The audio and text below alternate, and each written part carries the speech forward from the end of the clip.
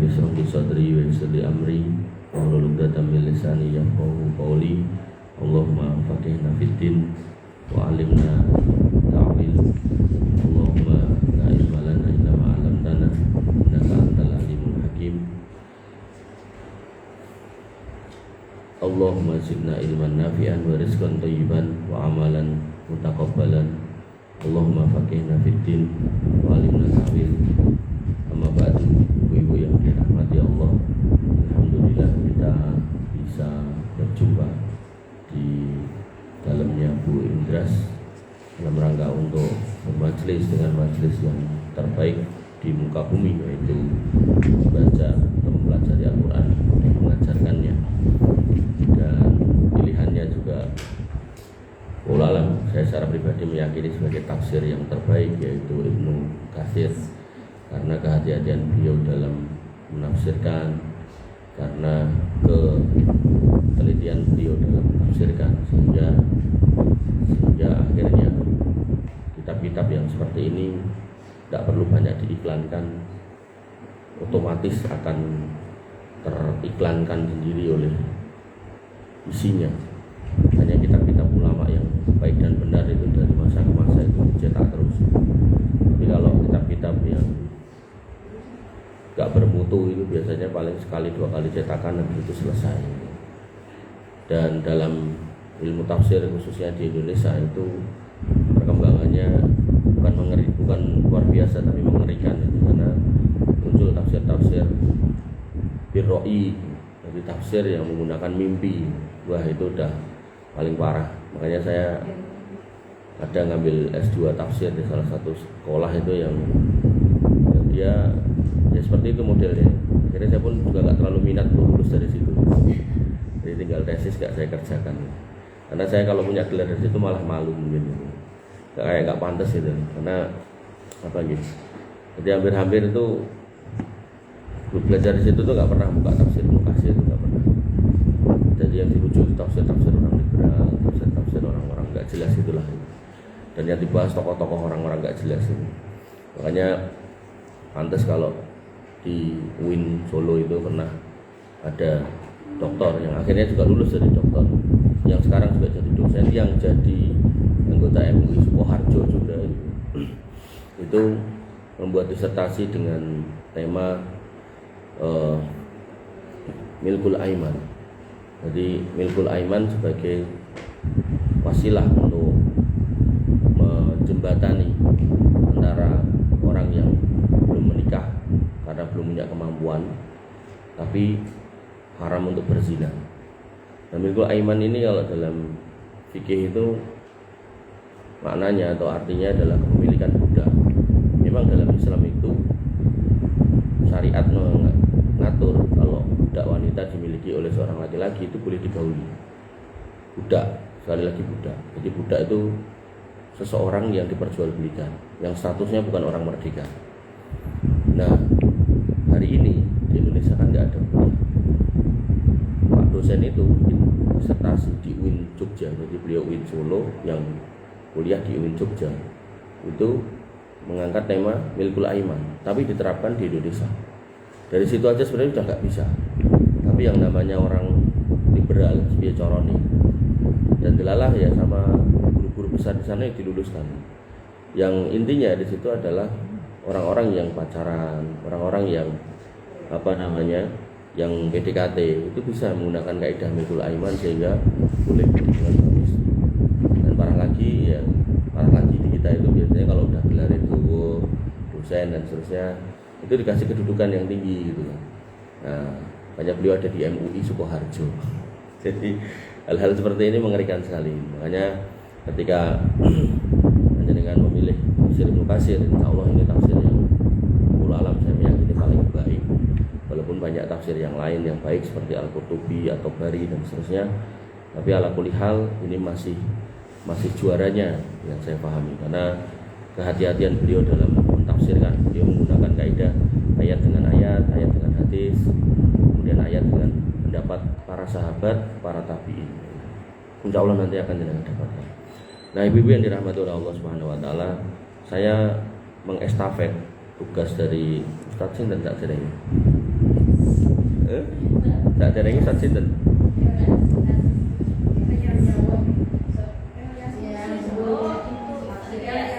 Ilyas ini. Bukan Ilyas. Oh, bukan Ilyas Nguruki itu. Pak Ilyas. Oh, iya. Oke. Yang mana sudah sampai di 103. 103 ayat 103. Oke. Saya bacakan ayatnya. Hanya dengan simak, nanti kita pelajari pelan-pelan. Dan Ibnu Katsir rahimahullah, ini yang saya senangnya itu beliau mengumpulkan satu set ayat gitu. Jadi satu set ayat terus baru tafsirnya, baru satu set lagi baru tafsirnya. Karena kadang kalau kita ngomongkan Quran langsung semua utuh, itu kita kadang nggak ngerti ini pisahnya di mana, ketemunya di mana. Kadang kan tema itu, satu tema itu 5 ayat, setelahnya nanti ganti tema kan. Maka Ibnu Katsir rahimahullah apa ya istilahnya, menyusun seperti itu modelnya. Jadi insya Allah sangat dimudahkan. Ya. Saya bacakan dulu. A'udzu billahi minasyaitonir rajim. Wa ma ja'alallahu min bahiratin wala sa'ibatin wala wasilatin wala ham. ولكن الذين كفروا يفترون على الله الكذب وأكثرهم لا يعقلون وإذا قيل لهم تعالوا إلى ما أنزل الله وإلى الرسول وإلى ما أنزل الله وإلى الرسول قالوا حسبنا ما وجدنا عليه آباءنا أولو كان آباؤهم لا يعلمون شيئا ولا يهتدون. Allahumma arhamna bil Quran. Di sini disebutkan bahwasanya wa ma ja'alallahu min bahiratin wala sa'ilatin wala wasilatin wala ham. Allah sekali-kali tidak pernah mensyariatkan adanya bahirah, kemudian sa'ibah, kemudian wasilah dan juga ham. Nah, ini apa? Nanti kita bahas satu persatu. Walakinnal ladzina kafaru yaftaruna 'alallahil kadzib. Adapun orang-orang yang kafir itu dia suka membuat kedustaan atas nama Allah Subhanahu wa taala. Itu catatannya. Jadi jenengan harus melekatkan dalam penggalih panjenengan kalau berdusta atas nama Allah itu perkara yang luar biasa tercela. Bahkan berdusta atas nama Nabi aja, Nabi mengatakan man kadzaba alayya muta'ammidan falyatabawa maq'adahu minan nar.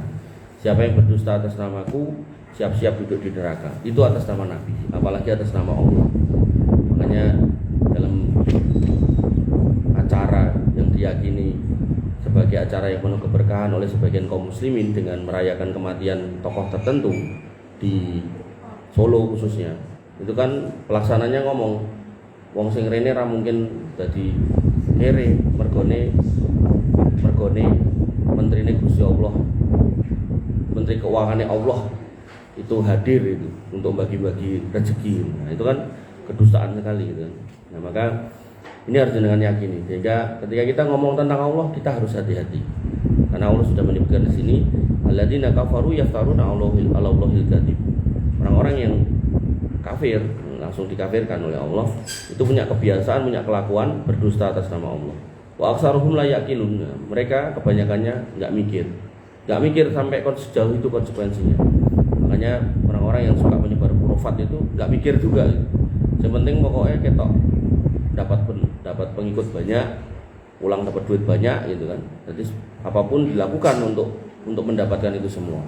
Sampai dalam bab Isra Mi'raj nih, Nabi aja orang yang paling mulia Isra Mi'raj sekali seumur hidup, dia dengan berani mengatakan gurunya 70 kali.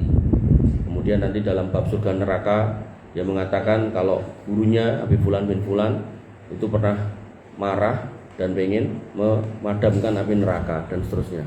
Maka ucapan-ucapan seperti itu tentu jauh dari kebenaran dan benar-benar apa istilahnya diancamkan oleh Allah Subhanahu wa taala bahwasanya orang-orang yang berdusta atas nama agama itu ada potensi kekufuran. Nah, walaupun mungkin di situ ulama akan berbeda pendapat apakah kafir yang sebenarnya kafir atau kufrun duna kufrin. Kufrun duna kufrin itu dosa kekafiran, tapi tidak mengeluarkan dia dari agama. Kayak syirik itu ada syirik besar, syirik kecil. Syirik besar itu mengeluarkan orangnya dari agama, syirik kecil itu tidak. Ibu yang dirahmati oleh Allah Subhanahu wa taala.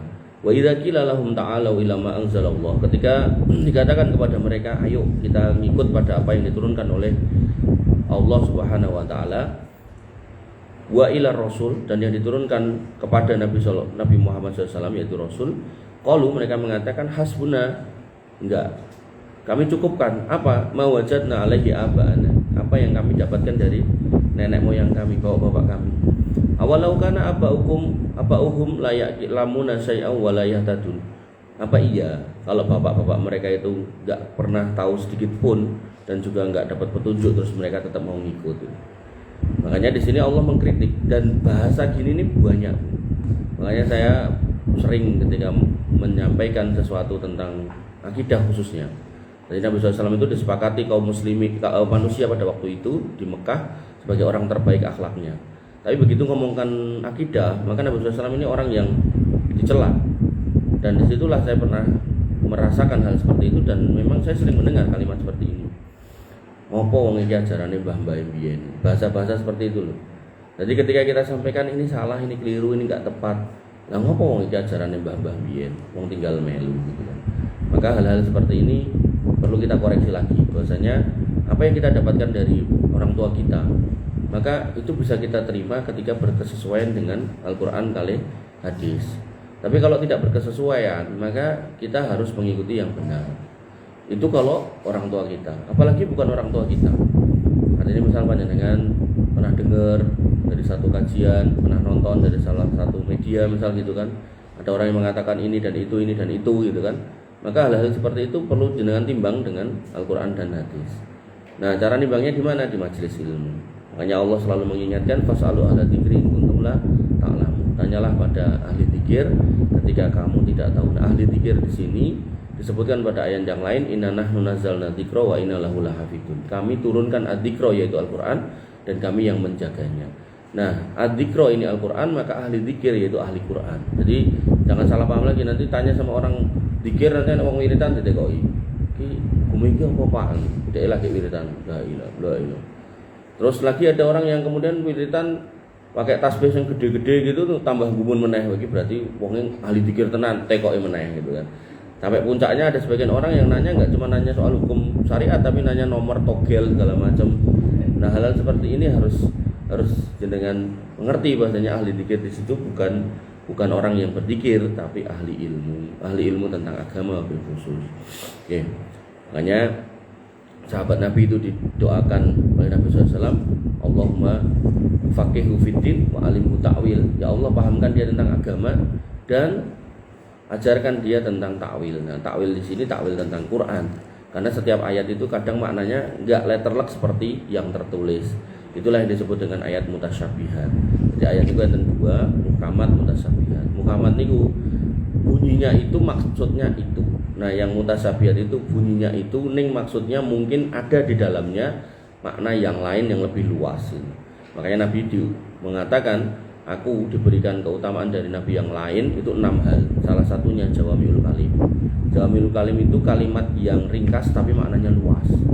Makanya ketika itu disebutkan oleh Nabi SAW, maka seorang muslim gak pantas ketika ditanya apa hukumnya makan anjing, terus karena raison jawab terus jawabannya boleh ono ning Quran nek enek engko tak haramno.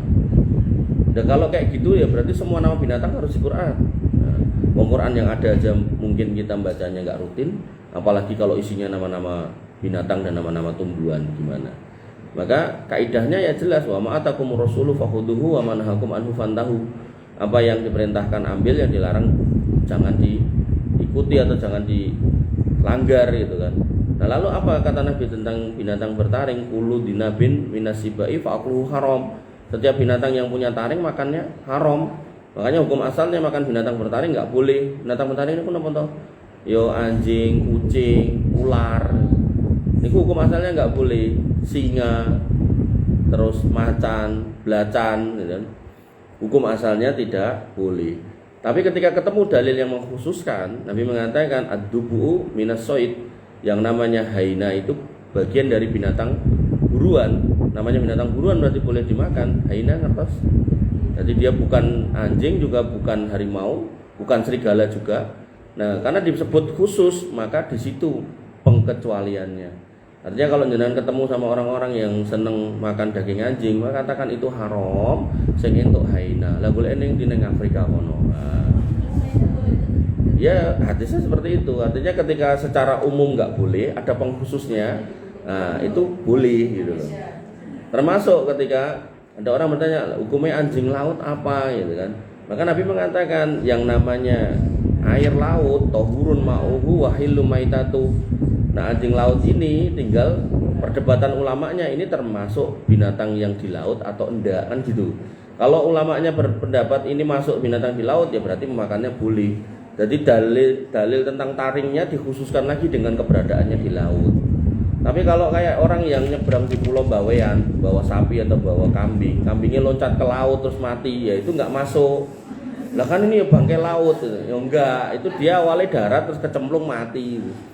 Makanya disebut sebagai binatang laut itu karena dia bisa hidup di laut gitu.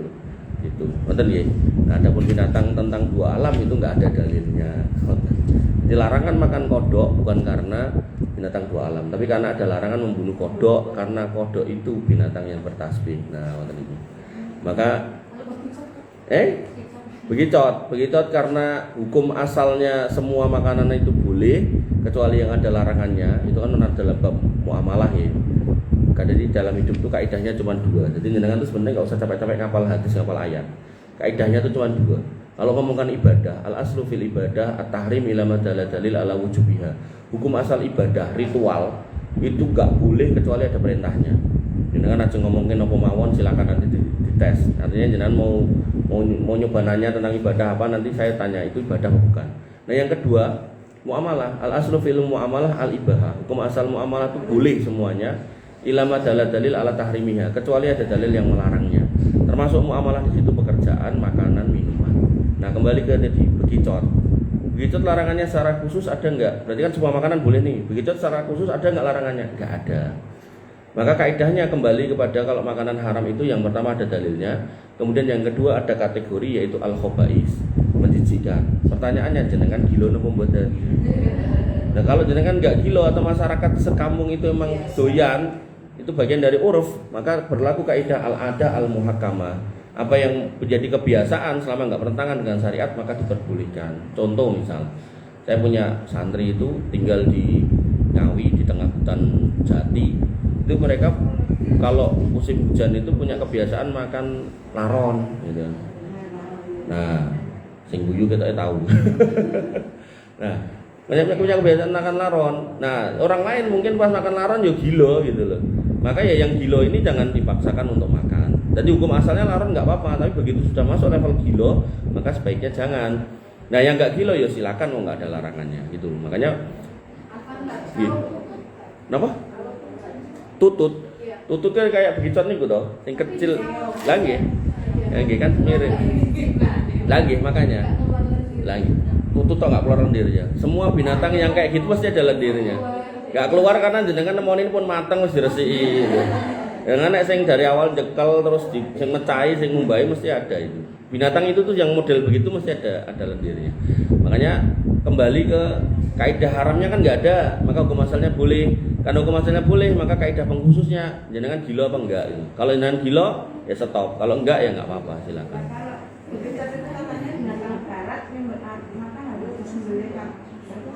Binatang darat harus sembelih. Nah, yang harus sembelih itu yang punya nahar. Nah, dia nggak punya nahar kok gitu. Dia nggak punya nahar gitu. Jadi kaidah tentang penyembelihan itu yang punya kerongkongan. Begitu itu kan nggak punya kerongkongan gitu. Jadi nggak perlu disembelih. Ada lagi? Cukup nggih. Kita lanjutkan di sini. Nggak apa-apa. Karena memang nek nggak ditanyakan jenengan lali. Nek lali adalah ketemu begicot, itu dadak nek kok mambu akhirnya dipangan ya. Ya niku nek kepasi sing boleh, nek ngepasi sing enggak boleh gimana gitu kan. Makanya saya selalu katakan di mana-mana fasalu ala dzikri in kuntum la ta'lamun. Artinya ketika memang jenengan waktu majelis itu punya pertanyaan, silakan ditanyakan. Walaupun mungkin pertanyaannya nggak terkait dengan tema. Nah, saya nggak apa-apa, ustaz tertentu mungkin nggak boleh. Cuman memang pertanyaan sesuai tema itu lebih baik gitu. Tapi nggak apa-apa daripada jenengan ngempet ini jadi gondong biye. Nah, Al-Bukhari mengatakan dari Saleh bin Kaisan, dari Ibnu Syihab, dari Sa'id bin Al-Musayyib, dia berkata, Bahiroh adalah hewan yang air susunya sengaja ditahan untuk dipersembahkan kepada berhala, sehingga tidak ada seorang pun yang boleh memerahnya. Kan kurang gawean. Allah kasih sapi, kasih unta, tapi kemudian ada susunya, neng susunya nggak boleh diperah. Tujuannya susu yang nggak boleh diperah ini mengkonek kebak diperas tinggu berhala. Ini kan kurang gawean. Nah, orang-orang kurang gawean inilah tadi yang disebut oleh Allah Subhanahu wa taala dengan bahasa alladzina kafaru yaftaruna 'alallahil kadzib. Mereka orang-orang kafir itu berdusta atas nama Allah Subhanahu wa taala. Jadi mereka itu mempersembahkan sesuatu yang Allah tuh enggak nyuruh sebenarnya. Enggak nyuruh. Makanya dalam bab barang-barang yang dijadikan sajen itu kemungkinan cuma dua. Kalau enggak itu jatuh dalam perbuatan kesyirikan, maka yang kedua ini itu jatuh dalam kebid'ahan tapi yang paling akut. Kenapa kebid'ahan? Karena Allah enggak pernah nyuruh gitu. Makanya ada orang yang aku enggak ada kebun yang laut iki tak persembahkan nggo Gusti Allah. Lah sing ngongkon kapan gitu loh. Di mana gitu. Makanya kemungkinan cuma dua. Kalau enggak itu kesyirikan karena dipersembahkan kepada selain Allah, maka kemungkinan yang kedua itu kesalahan karena enggak pernah diperintahkan oleh Nabi SAW. Dan ad-dinu yusrun, agama itu mudah. Artinya ketika seseorang itu mencukupkan pada apa yang diperintahkan oleh Allah dan Rasulnya, niku sudah luar biasa. Contohnya apa tahu misal terkait dengan persembahan ini. Ketika jenengan punya putra atau punya putu, akikoan, sudah akikoan. Kemudian ketika setahun sekali kurban, udah itu. Itu jelas sesuai aturan, berpahala, dan dari sisi dagingnya Allah yang enggak minta. Mana pernah ada daging kurban di masjid mabur ke langit? Gak pernah tahu. Artinya itu sebuah pahala yang bernilai besar, tapi kemudian secara zatnya dikembalikan kepada manusia. Bahkan jenengan mengambil setengahnya aja boleh gitu, nggak apa-apa. Tapi kan sama takmire ya ora semono, bagiannya sithik wae gitu kan, gitu loh. Ya. Ibu-ibu yang dirahmati oleh Allah Subhanahu wa taala, niku bahirah ya, jadi binatang yang ditahan susunya kemudian untuk dipersembahkan kepada berhala. Kemudian saibah adalah hewan yang dibiarkan untuk sesembahan-sembahan mereka dan tidak digunakan untuk mengangkat beban apapun. Padahal dalam Quran surat Al-Anfal itu Allah menyebutkan bahwasanya fungsi dari binatang itu untuk mengangkat beban gitu. Nah kok ini malah gak ento? Karena tujuannya pengen disucikan binatang ini karena ini untuk sesembahannya gitu. Nah ini hal ini Allah tadi mengatakan alladzina kafaru yaftaruna 'alallahil kadzib. Orang-orang yang kafir itu mereka berdusta atas nama Allah. Pokoknya ini kumang ingat-ingat, gak boleh kita berdusta atas nama Allah dan Rasulnya. Pokoknya harus ngomong iki menurut Gusti Allah atau miturut napa istilahnya miturut Rasul lah itu wis. Jenengan harus ngerim sih sampai jenengan ngerti dalilin napa. Tapi kalau nggak ngerti mendingan ngomong sak ngertiku kayane ngene deh. Udah itu aja. Makanya nanti dalam bab hadis dhaif kan ini kan Sa'ban toh, kadang ditanya sama orang apa amalan tentang malam nisfu Sa'ban. Maka ketika ditanyakan tentang nisfu Sa'ban, hadis keutamaan nisfu Sa'ban, di situ ulama berbeda pendapat tentang keutamaan nisfu Sa'bannya, tentang keutamaannya. Bahwasanya nisfu Sa'ban itu punya keutamaan. Ulama berbeda pendapat, ada yang hasan, ada yang dhaif. Tentang keutamaannya, tapi tentang ritualnya ada yang maca Yasin ping 7 petang puluh, enak sing nambah iki nambah kuwi salat semene. Nah, itu enggak ada dalilnya. Maka ketika jenengan termasuk yang meyakini malam nisfu Sa'ban itu malam yang baik, malam yang utama, maka silakan ibadah sendiri gitu. Silakan jenengan melek sendiri, tahajud sendiri, di rumah maca Quran sendiri, silakan gitu. Jangan kemudian melakukan amalan yang tadi di depan saya bilang kaidahnya, kalau itu ibadah hukum asalnya nggak boleh kecuali ada dalilnya, maka kalau nggak ketemu dalilnya ya jangan dilakukan gitu.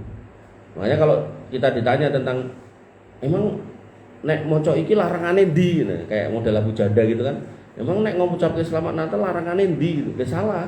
Kalau agama jangan ditanyakan larangannya, tapi tanyakan perintahnya. Ada enggak perintahnya? Karena pada waktu itu enggak ada sahabat yang mengucapkan itu, ya otomatis enggak ada larangan gitu. Karena mereka ngerti mengucapkan itu sebuah kesalahan dan itu bagian dari beragama, ngoten ya. Maka ibu-ibu yang dirahmati oleh Allah Subhanahu wa taala, bahiroh itu ditahan susunya, hewannya dipersembahkan untuk berhala. Jadi cara berhalane ben tambah seneng, nek mung kewan tok seneng, kewan karo susune sing kebak tambah seneng gitu kan. Maka saibah juga hewan yang dibiarkan tidak dinggo apa-apa untuk dipersembahkan lagi. Karena umumnya kalau hewan itu dipakai untuk bajak sawah, ya mungkin rotok kering, atau mungkin ada cacatnya, atau mungkin kotor atau apa. Nah, maka dia dijaga benar untuk kemudian dijadikan persembahan. Ini juga aneh-aneh gampangannya. Tadi dikatakan alladzina kafaru yaftaruna 'ala Allahil kadziba. Itu bahasa gampangnya kayak aneh-aneh. Bibi yang dirahmati oleh Allah Subhanahu wa taala.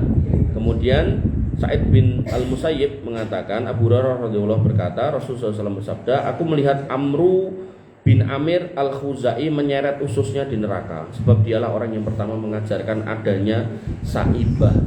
Nah, saibah tadi binatang yang enggak boleh digunakan untuk mengangkat beban dalam rangka untuk dijadikan persembahan. Kalau itu tidak dipersusune, tidak digunakan buat, tapi itu lebih kepada diyakini bisa menghadirkan keberkahan. Itu salah juga ya. Bukan, sebenarnya bukan. Tapi itu kan itu tidak dipersembahkan. Kayak ini kan dipersembahkan, berarti nanti ujungnya disembelih buat berhala itu. Nah, itu kan enggak. Itu enggak disembelih kan. Tapi dicari berkah, itu salah juga. Tadi teleke goroyokan. Terus ada orang yang meyakini nek. Jadi saya kadang dulu waktu saya masih kecil-kecil, yang kecil masih ada, cuman yang waktu yang gede itu masih kecil kan dia senang sama binatang tuh. Kadang tak bawa ke sana ngasih makan itu kan. Nah, itu kalau kita ngasih makan niatnya mau ngekei makan nggak apa-apa. Tapi kalau ada sebagian orang tuh yang ngasih makan niatnya ben rezekine tambah akeh. Nah, itu di situ. Jadi dia nggak masuk kategori saibah, karena saibah sama bahiro nanti ujungnya dia disembelih binatang itu. Nah, dia nggak disembelih, tapi dikeramatkan. Itu ya istilahnya ya salah juga gitu ya. Ibu yang dirahmati oleh Allah Subhanahu wa taala.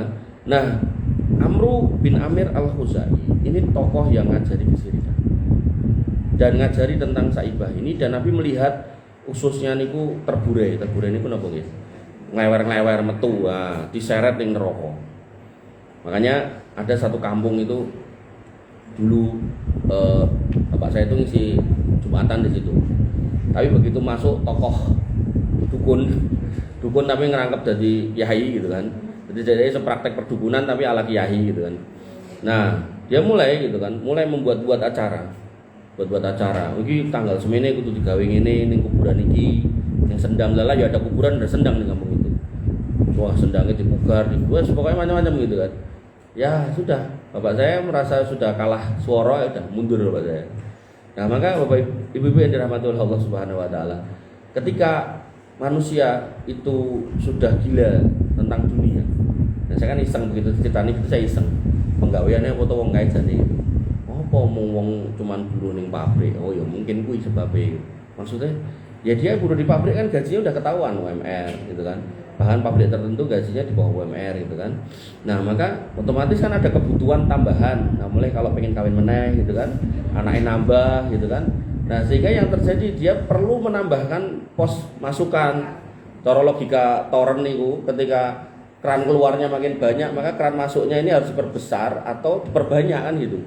Nah, maka gimana cara menambahkan masukannya? Ketika dia sekolah ya ora, terus golek gawean ya ternyata mentokin cuman buruh pabrik gitu kan. Akhirnya gawe sing aneh-aneh ngoten niku. Dan emang asasnya seperti itu.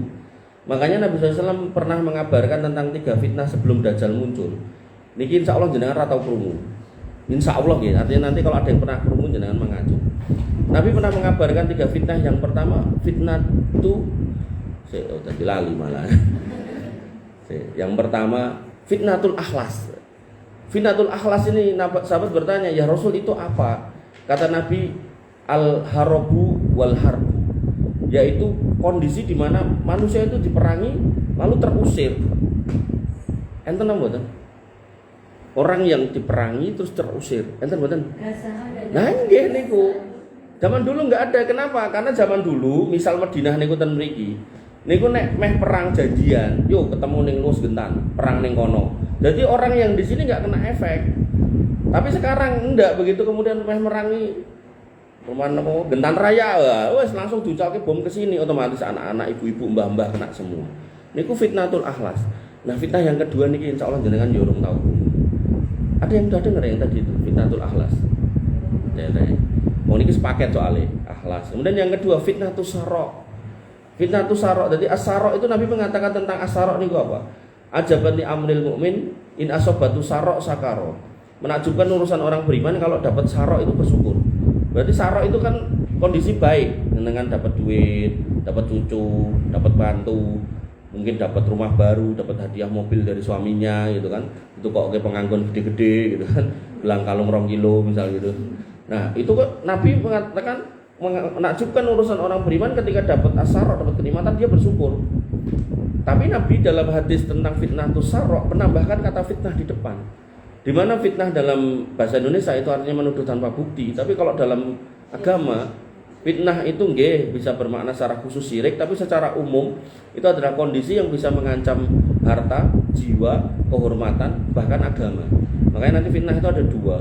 Yang namanya fitnah itu ada dua. Yang pertama yaitu fitnatus syahwat, yang kedua fitnatus syubhat. Fitnah syahwat itu yang terkait dengan hawa nafsu. Contohnya nggih, molimo niku. Kemudian fitnatus syubhat ini terkait dengan pemahaman agama. Nah, makanya Nabi menyebutnya fitnatus sarok. Jadi kenikmatan ning sakjane fitnah. Duit ning enggak bener. Napa mele? Mas-masan tapi enggak bener, lemah tapi enggak bener gitu. Nah, kita bisa nangkep iki duit enggak bener berarti duit korupsi. Mas-masan tapi enggak bener mungkin rampok toko emas gitu kan. Lemah tapi enggak bener mungkin warisan yang kita ngambil hak orang lain, alhamdulillah gitu kan. Tapi pertanyaannya apakah ini buat kita orang umum? Ternyata Nabi mengatakan tidak. Dahonuha yakhruju min tahti qadamai ahli baiti. Itu sebuah kondisi yang ruwet, diibaratkan kayak keluh, ngulek gitu, dan keluarnya dari bawah kaki ahli baitku. Loh, cukup. Berarti gak kena jenengan. Ini enten Sarifah ten iki. Enten to. Sarifah niku Habib Wedok. Enten to. Nah, maka di situ disebutkan fitnatus sarok ini hanya dikenakan pada orang yang mengaku ahli bait. Bentuknya apa? Yasumu annahu minni wa laisa minni. Dia ngaku keturunanku ning dudu. Enten mboten? Enten. Niku pun enten hadise. Makanya tadi saya bilang, insyaallah jenengan belum pernah denger ini gitu kan. Nah, Nabi punya pembatas apa? Wa innama auliyai almuttaqun. Yang namanya wali-waliku itu orang bertakwa. Karena mereka rata-rata begitu mengaku sebagai ahli bait, terus menyebut dirinya keturunan Nabi, terus terakhirnya dianggap wali kan gitu toh. Nah, Nabi sudah punya batasan, waliku ki wong takwa. Wong takwa itu harus punya dua sifat. Yang pertama, dalam berkeyakinan dia harus bebas dari kesirikannya, kembali ke sini. Artinya nek dhek kok ngajari kaya ngene iki itu bukan wali. Wes. Kemudian yang kedua, dari sisi amaliyah dia harus jauh dari bid'ah sesuai dengan sunnah. Nah, dia ngajari sebaliknya, ya wes dia jauh dari ajarannya nenek moyangnya. Niku. Makanya kita napa nggih istilahnya ketika membahas kayak gini nyambung kemana-mana sebenarnya. Dan ketika kita ngerti hadis tadi, kita itu kalau dengar orang cerita sing ketoke enggak masuk akal, jangan gumun dulu. Kita harus kemudian delok iki omongannya iki barang goib apa enggak. Misal tadi yang saya contohkan, Nabi itu Isra Mi'raj seumur hidup sekali kok dia ngomong ping 70. Pertanyaannya Isra Mi'raj itu barang goib atau enggak, Bu? Goib. Ketika goib kaidahnya apa? Allah mengatakan alimul goib fala yudhiru ala ghaibi ahada illa man irtadha mir rasulin. Allah tuh Maha tahu yang goib dan yang goib enggak akan dikasih tahu kepada siapapun pengecualinya kepada rasul dan itu pun tertentu. Makanya ada kisah Musa dan Khidir, bagaimana Musa berguru pada Khidir, yang mana Khidir ini nabi, Musa itu rasul. Berarti Musa dalam hari ini sebagai rasul pun enggak dikasih tahu. Dan Khidir kemudian lubangi kapal, bunuh orang, bangun bangunan yang mau rubuh. Musa protes terus, kok ngene, kok ngono, kok dadak ngene, kok. Ini menunjukkan Musa enggak ngerti. Jangankan Musa, Nabi Muhammad SAW pernah didatangi Jibril dan Jibril berbentuk manusia. Sebagian ulama menyebutnya dalam muka Dihya al-Kalbi. Jadi pada zaman itu sahabat yang termasuk ganteng atau paling ganteng itu Dihya al-Kalbi namanya. Nah, itu si Jibril bertanya, "Ya Muhammad, mata sa'ah, Muhammad, kiamat ki kapan?" Apa jawab Nabi Muhammad? Nabi mengatakan, "Mal mas'ulu anha bi'alami minasail." Sing mbok tekoki gak luwih ngerti tinimbang sing takok. Lho. Berarti kan Nabi gak tahu. Dan Nabi hanya tahu ketika dikasih tahu. Dan yang ngasih tahu biasanya Jibril atau bisa langsung Allah Subhanahu wa taala. Nah, ketika Allah Subhanahu wa taala, maka wasilahnya bisa lewat mimpi atau Nabi disuruh naik sampai ke Sidratul Muntaha mengambil wahyu sholat niku. Nah, maka mana aja yang dikabarkan oleh Nabi itu yang disampaikan ke kita. Adapun yang enggak dikasih tahu oleh Allah ya berarti itu tertutup untuk kita, bahkan Nabi SAW. Contoh yang tertutup nanti dalam bab syafaat. Nabi itu ketika mau memberi syafaat umat manusia, Nabi itu menghadap Allah dan memuji dengan pujian yang enggak pernah terucap di muka bumi. Bahkan Nabi pun juga belum pernah ngerti itu, tapi tiba-tiba Allah kasih ilham dan itu terucap. Dan dalam hadis tentang syafaat itu bunyinya piye ya enggak ditulis di situ. Artinya Nabi ketika hidup ya enggak ngerti itu apa, sampai meninggal juga enggak ngerti nanti bakal ngomong apa. Oleh karena itu maka bahkan dalam kasus, dalam kisah, dalam hadis tentang telaga, kaum muslimin, orang-orang yang beriman pada Nabi Muhammad SAW itu sudah dikumpulkan. Dan Nabi sempat ditanya oleh sahabat, apakah jenengan tahu ciri kami? Nabi mengatakan, ngerti. Kalian tuh punya ciri bekas wudhu. Dari situ nanti akan beda antara kuda hitam dengan kuda belang. Artinya kita diaraknya belang karena ada bekas wudhu gitu kan. Dari situ aku bisa mudah mendatangkan atau menggiring kalian menuju telaga. Begitu sudah ngumpul ini orang-orang belang, sama malaikat sebagian diusir. Nabi melarang, ojo gitu kan. Ojo kuwi umatku. Kata malaikat, antala tadri ma ahdatsu ba'daka, kowe ora ngerti kelakuane mbiyen setelah kowe lunga, dhek iki gawe-gawe ning nggon agama iki kowe ora ngerti. Dia memodifikasi agamamu itu kamu enggak tahu. Nah, bahasa ahdatsu niki muhdas niku perkara baru dalam agama. Itu yang kita kenal dengan bid'ah itu. Makanya di sini hadis itu mengkonfirmasi nek kita ngapain hari ini, Nabi itu enggak tahu. Makanya kok kemudian ada orang bermajelis terus ngomong Nabi teko karo para sahabate, Nabi Khidir yo teko, Nabi Hud yo teko gitu kan, dikawal karo malaikat gitu kan. Maka itu hakul yakin dusta gitu. Mbok sing ngomong tadi yasumu annahum minni wa laisa minni dek ngaku keturunanku ning jane dudu, alah mbok ben gitu kan. Sampai motone melorok-melorok ngoten niku gitu kan. Nah, dhek kan kok piye carane ketok kereng, ketok keri, ketok ketok ngeri ya. Ngeri terus ketok keramat ya, engko nek ra percaya kualat gitu kan. Nah, hal-hal seperti ini alhamdulillah tidak menerpa pada kita. Ibu-ibu yang dirahmati oleh Allah Subhanahu wa taala. Nah, di sini ada Amru bin Amir Al-Khuzai. Jadi kalau dengan ketemu sama mungkin punya temen uripe kok susah terus gawe aneh-aneh terus umatnya akeh. Sampai ada Habib niku napa ngomong, alhamdulillah negeri kita dapat berkah kedatangan kiswah makam Rasul SAW. Jadi kalian kan tahunya kiswah itu ada dua kata dia. Kiswah yang pertama penutup Ka'bah itu kan yang di sana kalian lihat sendiri. Lah ini kiswah yang nggak mungkin keluar dari makam Nabi, yaitu kiswah makam Nabi. Jadi dia menganggap makam Nabi itu dikutupi kayak makamnya dia gitu. Dan ini sampai di sini, padahal pas digelar itu kainnya ketok halus, ketok anyar ngoten niku. Ketok itu kuning klewer apa ning ngendi gitu. Wah, oleh karena itu maka silakan kalian ngalap berkah. Wah, morolah itu ke situ ngambung siji-siji terus karo ndek sebelah kanane misal Habibie kula mboten kotak, kresek abang gede gitu. Jadi nek kotak wis bakal ramot dan langsung kresek gede gitu. Cemplungke gitu, pluk ngambung saliman terus ngambung kiswahe terus lunga. Ya itu yang dicari, makanya fitnatus sarok itu. Makanya Mas Bahar Smith nih kok. Buku mobil mewah sak pirang-pirang soalnya dodolan air mujarab. Jatuh ngapunten. Pun mboten apa. Jadi banyu sing ngeten niki mesti regane 1000 niki atau 500. Niku begitu didamu dadi 5000. Nah, 10.000. Nah, malah 100.000 sing tau tuku niku. Oleh di YouTube. Malah parah meleh enten sing niku napa? Lemah Tarim niku, negara Tarim, negara tandus. Penduduknya pindah merene gitu kan. Begitu tekan kene memuji-muji Tarim, terus lemahe diadai botol, sak botol ten Sopinus di setengah yuta. Ya rego apa? Niku nek dicampur ning jangan ya marin loro ya.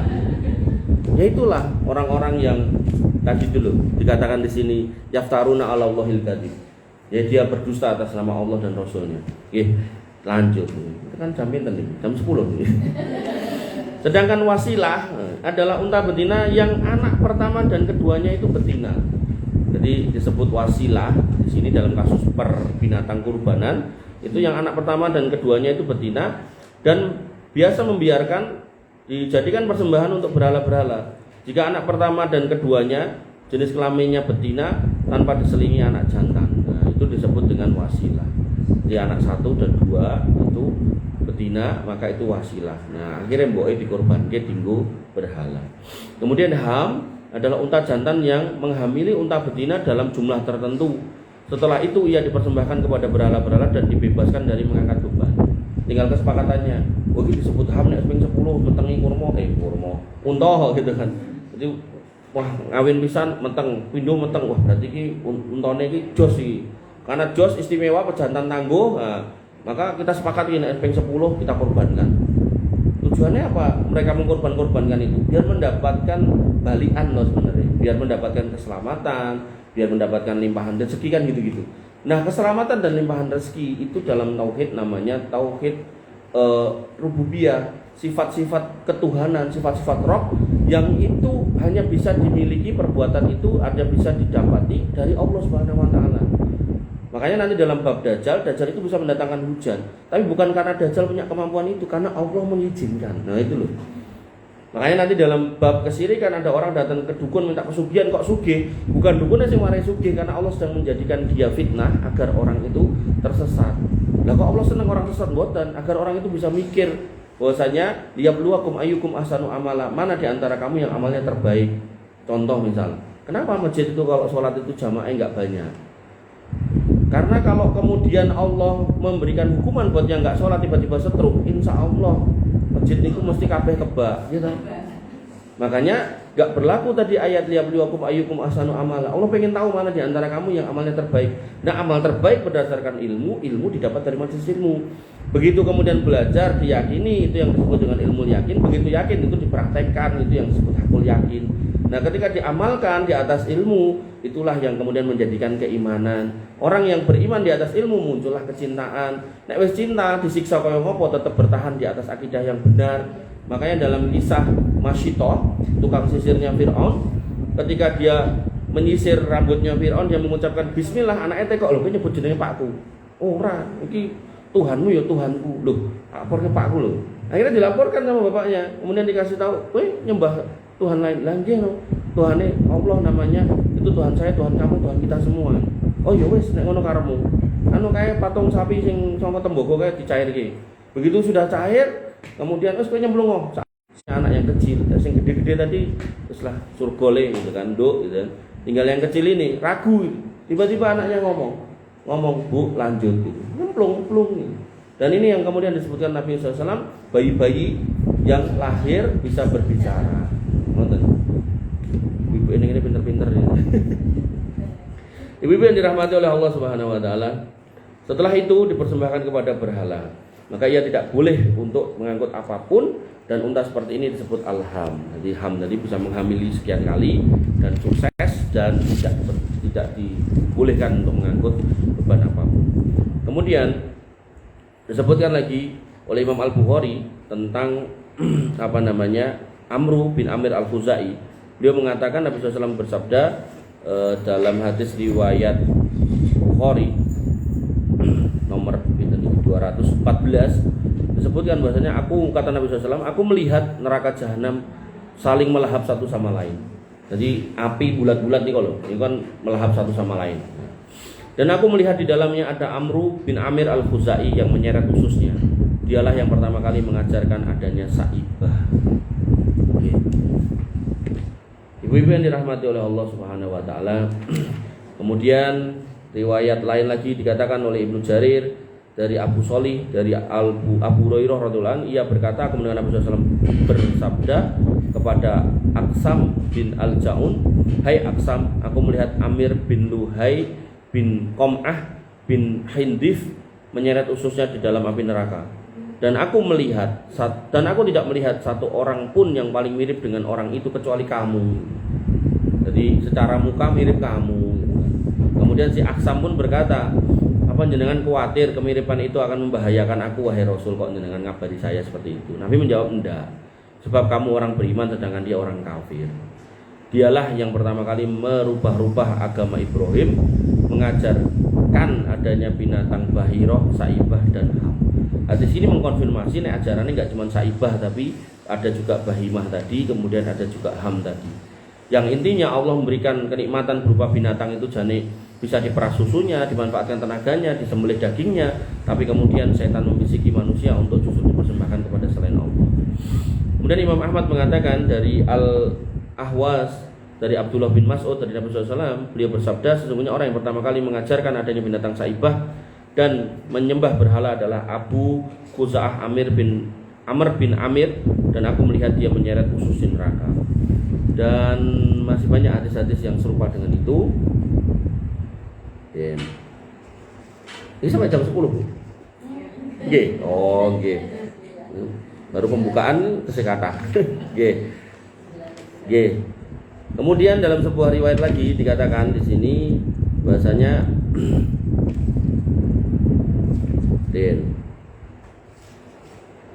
sebuah hadis riwayat Ibnu Abi Hatim dari jalur Abu Ishaq As-Sabi'i dari Abu Ahwas Al-Jusami dari ayahnya Malik bin Nahlah, ia berkata, aku pernah datang menemui Nabi SAW dengan memakai pakaian yang telah usang. Beliau lantas berkata kepadaku, apa kamu punya harta? Aku menjawab iya. Beliau bertanya, harta apa? Aku menjawab, harta apa aja? Ada unta, kambing, kuda, dan hamba sahaya. Hamba sahaya ini budak. Jadi budak itu memang dimasukkan dalam kategori harta. Beliau berkata, apabila Allah memberimu harta, semoga dia memberimu yang banyak. Kemudian beliau bertanya, apakah unta beranak kondisi telinganya normal? Kemudian dijawab, ya. Beliau berkata lagi, dan bukankah anak unta dilahirkan demikian? Dan apakah kamu lantas mengambil pisau lalu memotong telinga sekelompok darinya dan mengatakan ini adalah bahiroh? Dan kamu memotong telinga sekelompok yang lain lagi dan mengatakan ini adalah haram? Maka aku menjawab iya. Beliau berkata, jangan lakukan itu, sebab sesungguhnya semua yang Allah berikan adalah halal bagimu. Kemudian beliau membaca firman Allah Subhanahu wa taala, ma ja'alallahu min bahirati wala saibati wala wasilati wala ham. Ini seperti yang saya sampaikan tadi, bahwasanya Allah itu menciptakan binatang itu untuk kita. Mau kita apakan selama itu bersifat kemanfaatan boleh, mau kita naiki boleh, mau kita pajang tok boleh, mau kita sembelih boleh, mau kita manfaatkan kulitnya boleh. Nek tak manfaatkan kulitnya tok baru ki keware tak jarke piye tak yo ora iso. Kan tetap disembelih dulu toh, Bu. Artinya kita enggak boleh menyiksa binatang juga gitu kan. Nah, maka semua bentuk kemanfaatan itu boleh. Nah, kenapa kok malah dimanfaatkannya beda, malah disebut ham, disebut basiroh tadi, bahiroh tadi, saibah tadi, wasilah tadi, kemudian malah dipersembahkan kepada selain Allah, padahal yang memberi Allah. Niki logikane ngeten lah, jenengan gadah putra, mboten putra jenengan lah. Seorang ibu punya anak gitu kan. Terus anaknya yang esuk njaluk sangu mboke, Bu, Yudit, Bu mangkat kuliah. Nyoh 1.000 gitu. Terus ibunya berpesan, iki tinggal tuku bensin karo nggo mangan. Nek enek sisone dicelengi, kan wonten to biasane. Nah, akhirnya sama bocah niku tinggal top up game online. Para mulai nggih top up judi online. Niku kira-kira nek misal niku mboke jenengan nesuno mboten? Nesuno. Ayo. Artinya kita sebagai manusia pun ketika memberi kok enggak sesuai peruntukannya, kita itu enggak terima gitu. Marah kita. Maka bagaimana halnya dengan Allah Subhanahu wa taala yang pemberiannya itu bukan sesuatu yang bisa kita bikin, bahkan nggak bisa kita bikin. Ada orang bisa bikin unta, sapi, kambing, nggak ada kan? Bisanya kan cuma nemu unta urip lanang karo wedok dikawinke gitu terus nambah itu kan. Nggak pernah ada orang bisa bikin unta, nek bikin apa niku? Sing jenengan ngajeng jenengan niku napa? Sosis. Nah, ini kan bisa gitu kan. Tapi walaupun itu bisa kan ditelusur meleh kan bahannya ya dari Allah gitu kan. Nah, maka seorang yang paham benar proses ini, rantai makanan atau rantai produksi ini, dia harusnya kemudian berpikir beribu-ribu kali, wong iki sing Gusti Allah kok iso-isone malah tak sembah. Sama kayak kebu tadi yang ditanyakan, kebu Kiai Slamet. Niku dia niku di kandang manut, diculke manut. Nek di kandang ra diculke keluwen, akhirnya diculke. Sehingga dhek golek mangan. Artinya urusan dia sendiri pun dia enggak bisa nyepake. Mosok iya kemudian ada orang datang menganggap ada keberkahan dari dirinya, kan aneh gitu. Nah, yang punya model kayak gini itu agama lain, agama Hindu. Nah, Nabi sudah punya pembatas, yaitu apa? Mantasabah biqaumin fahuwa minhum. Sapa sing kaya wong liya, dheke kaya wong kuwi. Sehingga agama kita enggak akan pernah sama dengan agama lain. Makanya dalam bab puasa Muharram puasa 10 Muharram. Nabi pernah puasa 10 Muharram, lalu kemudian sahabat menyampaikan, ya Rasul, orang Yahudi juga melakukan. Nah, nek ngono tahun ngarep nek umurku dawa ket tanggal 9. Qadarullah bismillah, beliau nggak pernah panjang umurnya sampai tahun depan. Nah, itu disebut sebagai hadis takririyah. Jadi hadis penetapan tapi Nabi nggak pernah menjalankan. Sehingga jenengan kalau mau puasa Muharram mulailah dari tanggal 9. Dalam rangka apa? Membedakan dari Yahudi. Terus ngoten niku enten sing kok nek Yahudi saiki pojok puasa tanggal 10 Suro. Niku rasa diurus. Karena konteksnya Yahudi mbiyen gitu loh. Sama halnya dengan ketika dibahasakan riba jahiliyah, riba yang dilakukan oleh orang jahiliyah dulu. Yaitu apa? Ya, angdirni azidka. Kowe tak kei utang, nek bayarmu on time, maka nek bayarmu on time, bayar seperti yang mbok pinjem. Tapi nek molor, kamu njaluk molor, maka kamu kudu kei tambah. Riba jahiliyah itu kayak gitu. Nek riba sekarang, on time-nya ya tetep kon nambahi to. Nggih to? Berarti nek di logika kan luwih jahiliyah jane. Tapi pertanyaannya apakah kemudian yang sekarang lebih baik daripada dulu? Yo enggak gitu. Jadi malah lebih parah walaupun yang sekarang bukan zaman jahiliyah gitu. Kenapa itu disebut riba jahiliyah? Karena terjadi pada zaman jahiliyah. Dan zaman jahiliyah terjadi karena dulu ada orang Yahudi mampir situ, kemudian melakukan itu, dan orang Arab loh, aku dingenekke. Begitu orang Yahudi kemudian menganalisa lagi dari Tauratnya dan ternyata Nabi terakhir itu enggak muncul di situ tapi munculnya di mana itu namanya di Madinah, mereka berbondong-bondong pindah ke sana. Nah, begitu mereka pindah ke sana, tersisalah ajaran ini riba jahiliyah niku. Riba jahiliyah niku luwih soft timbang riba sekarang. Nah, bahkan riba sekarang niku ditinggal turun niku mana hitungannya bahkan per menit atau per jam niku to. Sing pinjol niku lho. Nanti nilai 10 juta baliknya 150 juta gitu kan. Nah, nek dibalikke diparani John G kali Hercules. Nah, ibu-ibu yang dirahmati oleh Allah Subhanahu wa taala. Nggih. Kemudian niki kula loncat-loncat agar tapi intinya sama kok, hadis-hadis yang disebutkan intinya sama. Nah, maka ada perbedaan pendapat ulama yaitu tentang bahiroh. Bahiroh di sini pada poin berikutnya disebut yaitu binatang yang mereka potong telinganya. Lalu istri, anak perempuan mereka serta anggota keluarga mereka tidak memanfaatkan bulu dan air susunya. Kalau di depan tadi nggak boleh diperstok, tapi kalau di sini yang paragraf berikutnya ini di sini malah ada tambahannya harus dipotong telinganya. Ibu-ibu yang dirahmati oleh Allah Subhanahu wa taala. Gua pilih mekaten riyin, insyaallah nanti kita lanjutkan di 105. Saya mau nanya. Saya baca bismillah nggih. Kalau binatang yang dilombakan, kan saya nih lomba kudu, lomba pasukan kuda. Walaupun nggak misalnya nggak dibagi, cuman kan kalau lomba burung itu kan boleh menang ya kalau dia gitu. Siap. Siap. Bentar, saya cari dalilnya dulu nggih, pena.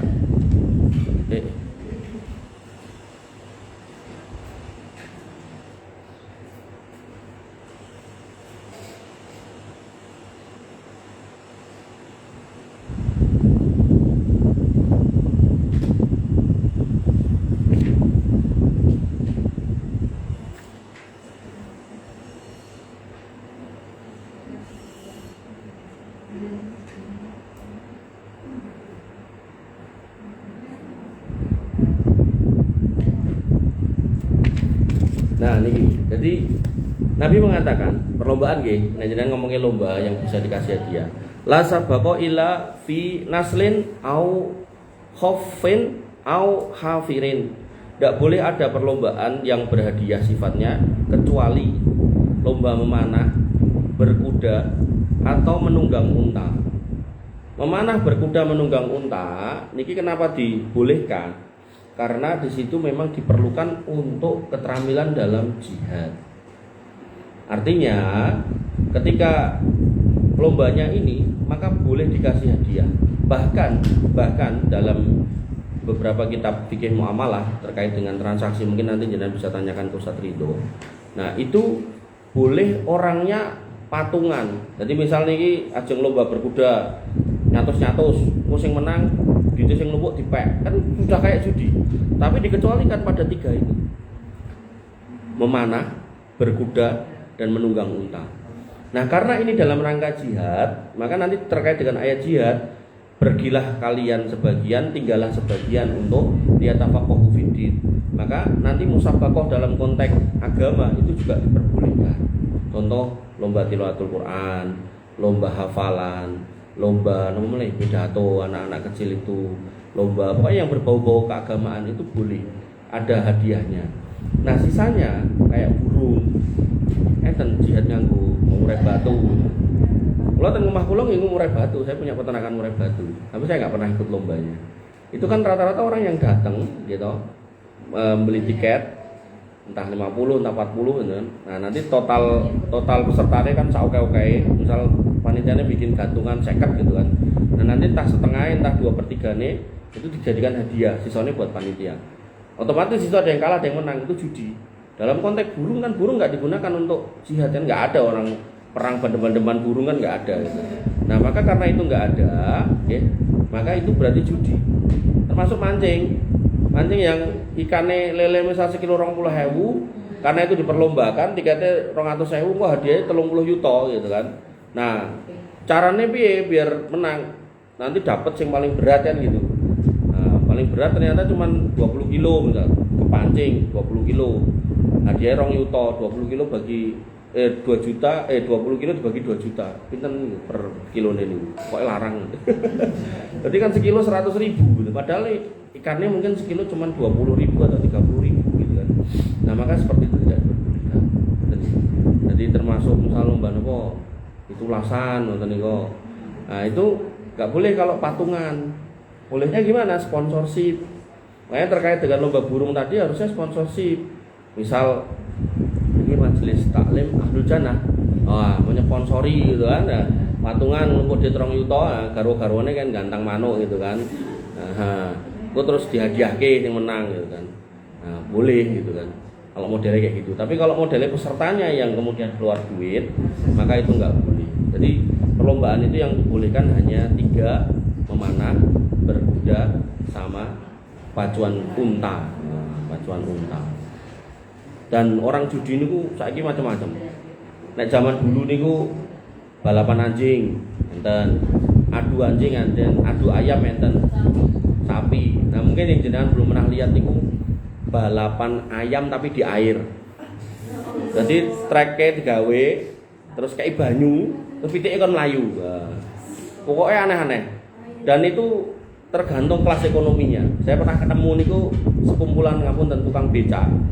Itu lombane judine ngangge godong garing. Jadi dia mangkal di satu tempat yang dekat dengan jembatan. Jadi mereka ngambil godong garing terus ditibake di sisi sini, mlayu bareng kok sing dhisik ning kene menang. Ya dia paling 5.000 apa 10.000, tapi ya itulah namanya setan, piye carane gitu kan. Nah, engko nek dheke kalah akeh, ra digit sing go mulih gak mulih turun ning becak gitu kan. Nah, makanya itu PR besar ya, dan itu menimpa luar biasa di Indonesia. Sampai dulu saya baca datanya itu 600 triliun, terakhir itu kalau nggak salah 900 triliun itu habis buat judi online di Indonesia. Makanya kalau itu diberantas pemerintah ini ya wajar gitu, karena emang itu bener-bener. Kenapa Bu?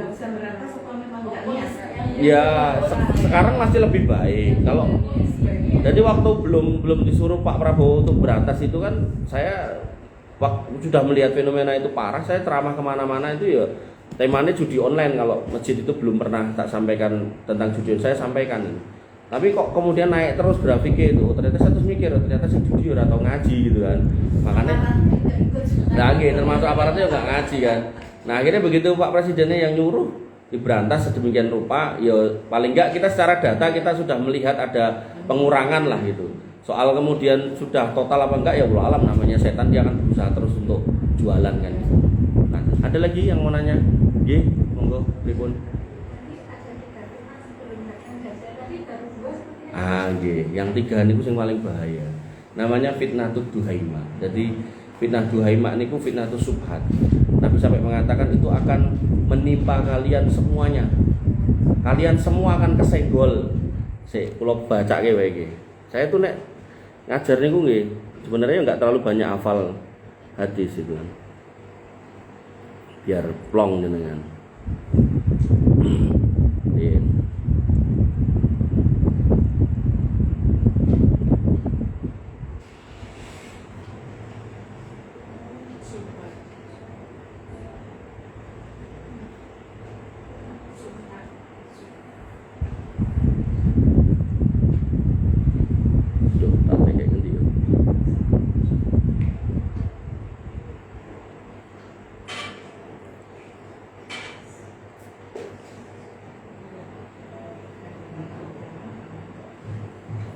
sampai saya bikin materi itu tentang Mas Habib.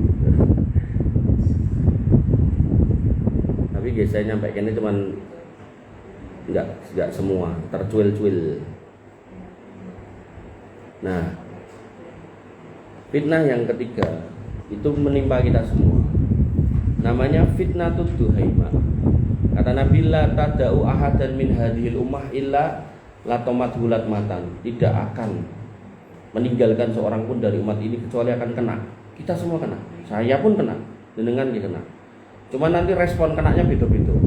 Enten sing kesenggol munting, enten sing kesenggol geblak, enten sing kesenggol langsung semaput, enten sing kesenggol langsung mati. Nah, tapi bentuknya bukan seperti itu. Itu tuh kiasan aja. Semua kembali kepada level keimanan. Karena Nabi menyebutkan pada poin berikutnya, yaitu yusbihu rajulu fiha mu'minan wa yumsi kafiron.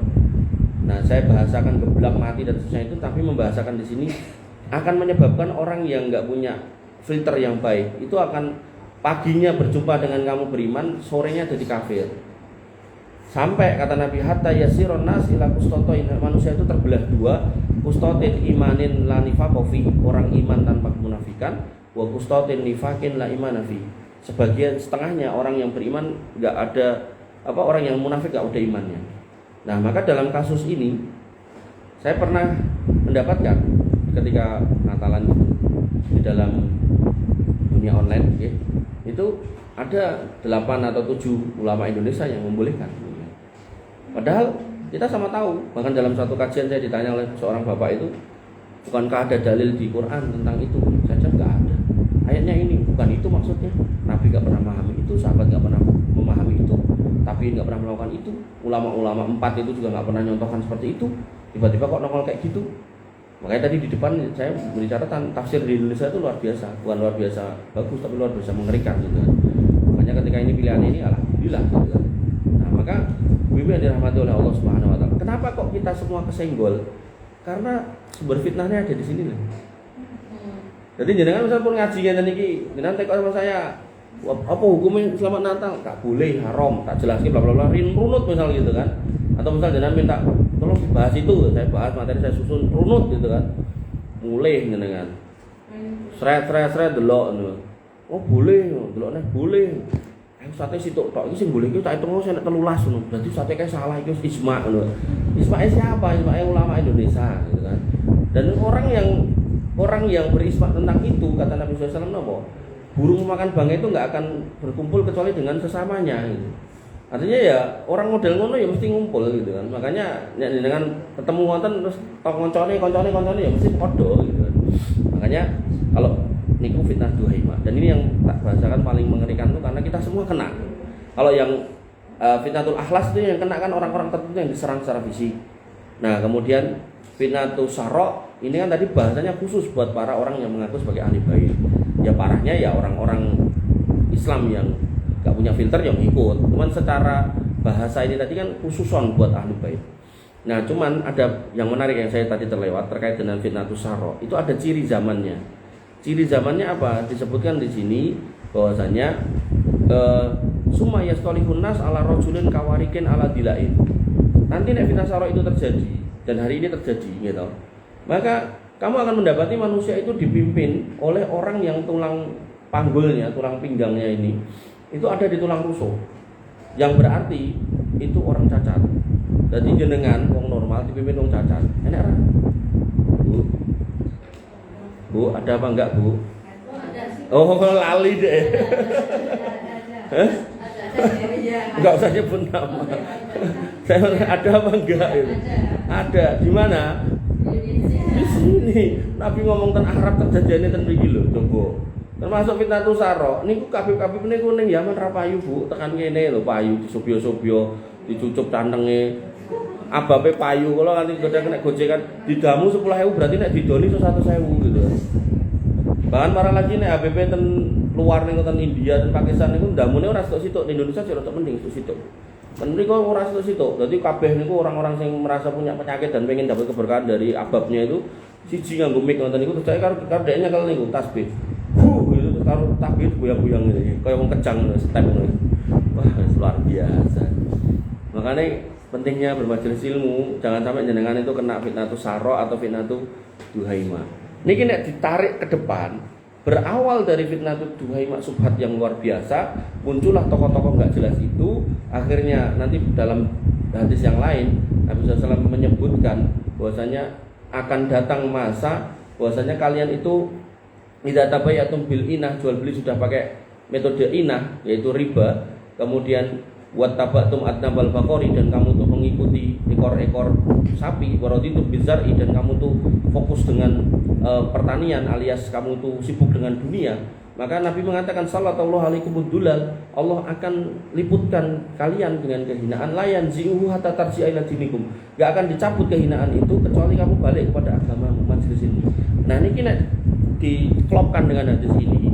Niku ketika fitnah duhaimah itu muncul, dan hari ini muncul, ketika itu sampai menyebar banyak majelis sudah nggak ada, maka muncullah tokoh-tokoh yang dari fitnah saro ini. Ketika manusia sudah terliputi dengan kehinaan karena nggak punya akidah yang jelas, yang kuat, yang lurus, maka datanglah fitnah nomor yang pertama tadi, fitnatul akhlas, dihinakan sama orang kafir.